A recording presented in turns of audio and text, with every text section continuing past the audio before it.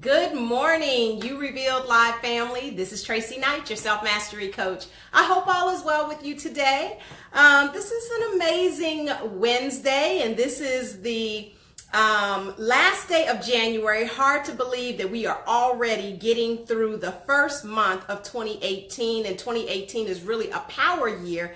And here we are having our second full moon of the month of the year, and it's a power moon. This is going to be the blood moon, and there's supposed to be a lot of amazing energy that's behind this moon. And so I want to encourage us to, I do believe that everything in the world is really connected. Everything in the universe is connected, and sometimes we have these sort of natural experiences, like what we call this blue moon or blood moon that's going to be taking place, and along with an eclipse at the same time. I don't think that we're going to actually be able to see the eclipse.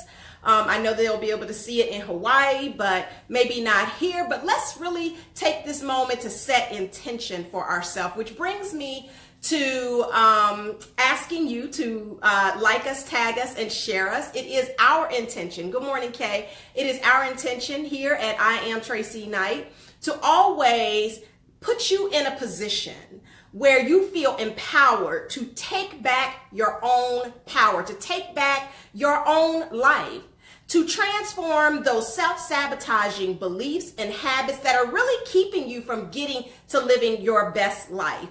And so we provide just a multitude of training and coaching and assessments, that all that you would possibly need, and helping you really plan out and map how you're going to get to that next level.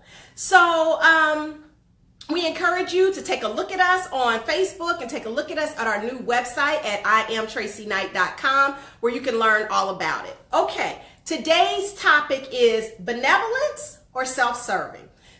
So I got to make this a quick show because I actually have to run this morning. But I got to thinking, I've had a couple of experiences recently where I've been questioning benevolence versus people being self-serving. And not that I haven't questioned that even in myself, because anything that I see is probably a mirror reflection for myself.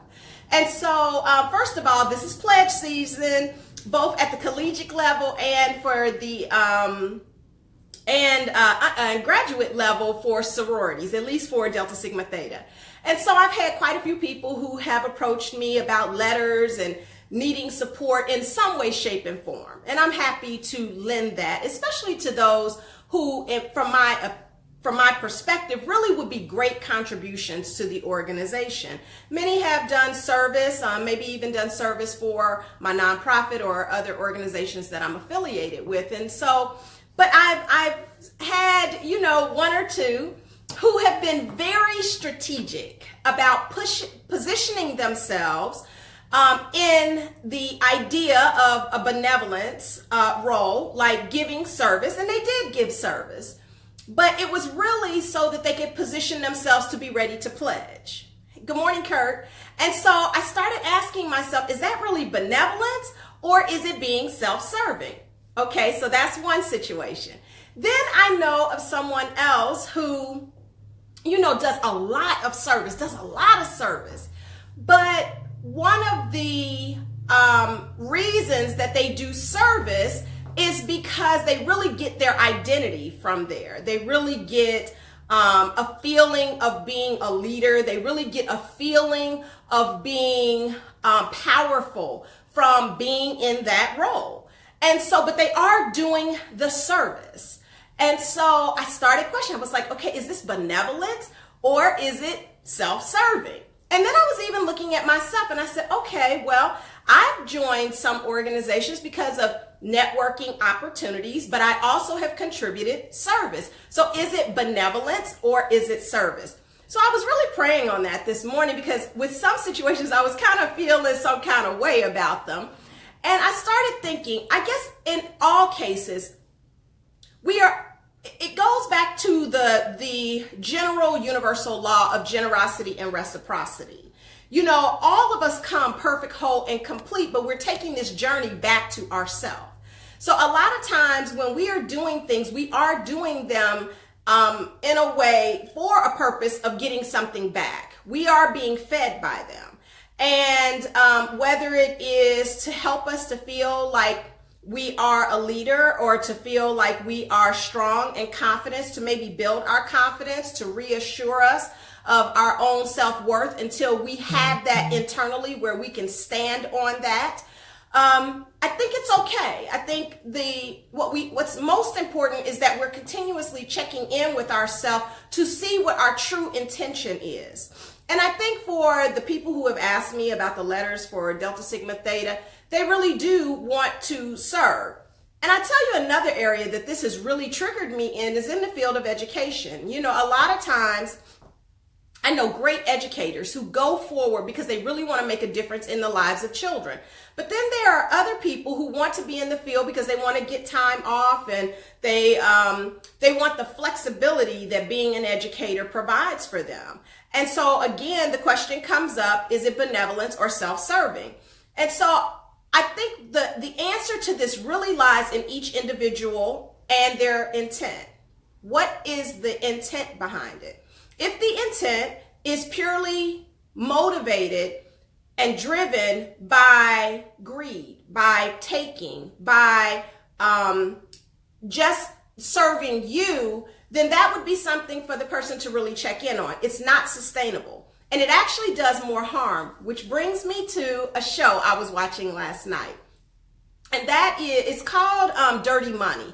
And it's a Netflix original. And it's all about people who have just greed has just completely taken them over. And this is why I go back to it's about the intent.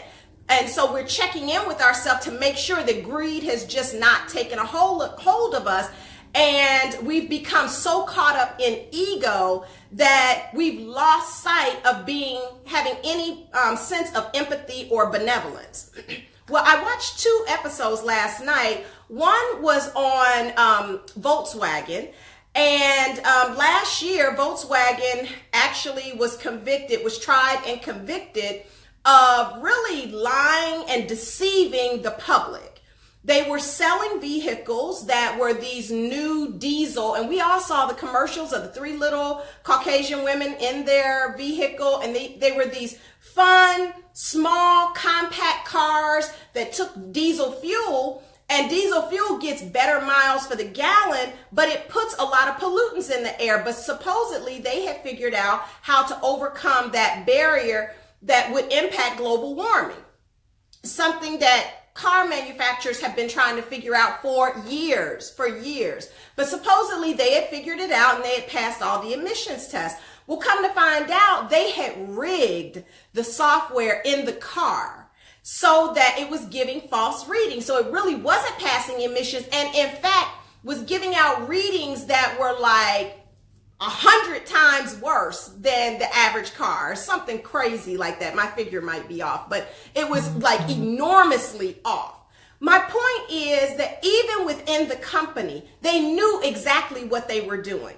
So they set out initially to provide they wanted to have the best quality car that really was environmentally friendly, but somewhere along the way, it became self-serving for Volkswagen to just be at the top of their game and to make the most money and to sell the most cars. So it became self-serving somewhere along the way, and it actually did more harm not only to the environment, but it completely destroyed their brand. And so their brand being, how does the average person who's going to buy a car even see you anymore? Not as a trusted manufacturer of vehicles. I don't think that I would ever buy one because I don't know that I could trust them. Because even throughout this entire 2-year, 2015 to 2017 investigation, there was just repetitive lying. I mean, people within leadership knew that it was a problem, and they were circumventing the process. They were misleading people. I mean, it clearly, they had lost all sense of integrity. So it was no longer benevolent, and it became a question of their own character, like their moral character as an individual, which brings me to the second show that I watched on Dirty Money on Netflix. And it was about the race car driver and I don't remember his name now, but the race car driver who used to own the payday loan companies. I mean, this man and his brothers had built this empire, living a very lavish life off of the backs of consumers. And we know that payday loan services oftentimes target people who are economically disadvantaged and unbanked oftentimes, only to take advantage of them, charging them higher interest rates than really the mob and the mafia probably would charge. I mean, literally, this man who was a truck driver had borrowed like $500 and was supposed to have to pay back a total of $650, which was about $150 more. He said, okay, well, that's something that is doable. But little did he know that as he was paying back the money every month, that every month the loan was quote unquote being renewed, and it was being renewed. Every time it had to renew, they're charging him extra money just to renew. Like they're charging a fee to just continue the loan every single month, like $50, $100. So a $500, I think they said in one situation, it was something like a $300 loan, not for the truck driver, but for another person, like a $300 loan. If they had continued with the same service fee, it was going to cost them $950. Who does that? Who does that? So like they started off wanting to create this business, and they claimed that they had all these great relationships with their employees, but here they had their employees really being predators towards the community, towards people, the average person. And the truck driver was saying somewhere along the line, he's convinced that people have either lost their homes or couldn't feed their children or something, because not only did they create the debt, they were automatically deducting the money out of people's accounts, like taking it out of their account, like garnishing it out of their account. And like, it just did not make sense. And the language in the contracts was just very convoluted, so people couldn't understand it. So where people may have started off doing something in benevolence, it became so self-serving that it became victimizing to other people. So what is the moral of this story and the moral of this show? It really is morality. Morality and intent. That's the purpose. That all of us are doing things, and there is a generosity and reciprocity. Generosity and reciprocity. So we're giving something out, and then we're getting something back. And I don't think there's anything wrong with that. If you go and you join an organization because that helps to bolster your sense of self-esteem, I guess that's okay. As long as you continue to serve and keep your intent pure. And that only you know that. That is a question that must be answered from the inside. You know, what is my true intent? And am I willing to truly be of service? Am I victimizing other people? Because I promise you, with the race car driver, his wife, and even his child, they were 100% convinced that they had done nothing wrong. And when asked whether or not he kept saying it was just business. It's just business. It's just business. And when he was asked, are you a moral person? He stopped, he paused, and he said, I'm a business person. At what point did being a business person segregate itself from being moral? At what point? And so this is, I mean, he's been convicted and now is in prison. But at what point did we lose all sense of our faculties and believe that money and race cars, which is what he bought and learned how to become a race car driver, and houses and living a lavish lifestyle became more important than really being of strong moral conviction? You know, at what point do we lose all sense of empathy and compassion towards other people? It's not that important. All that stuff deteriorates. You cannot buy enough stuff to bolster your self-esteem to feel good about yourself.